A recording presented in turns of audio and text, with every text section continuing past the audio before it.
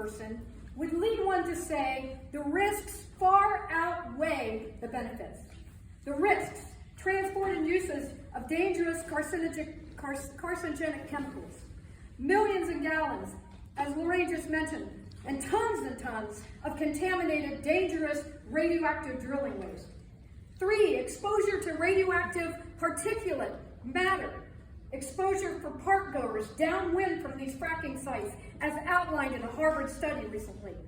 Evidence and peer-reviewed studies of negative health impacts from fracking sites, outlined in a 500-page fracking compendium from the Physicians of Social Responsibility, in its 9th edition, that New York, by the way, used to ban fracking in New York.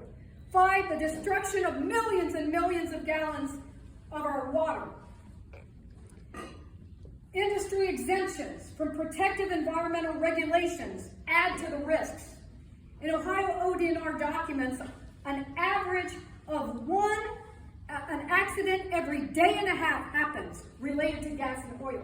Just think of that. 250 accidents or incidents in the ODNR files.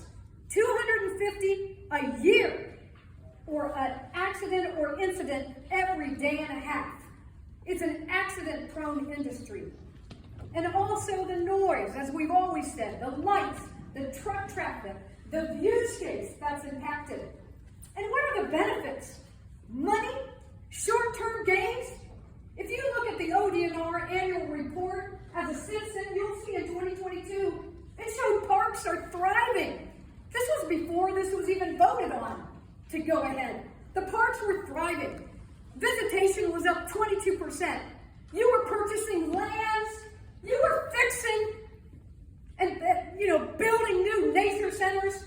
It wasn't like ODNR was on the ground suffering, and the oil and gas company had to come as heroes to save our public lands. That wasn't the case, and ODNR knows it, and it's confusing as a citizen to think that you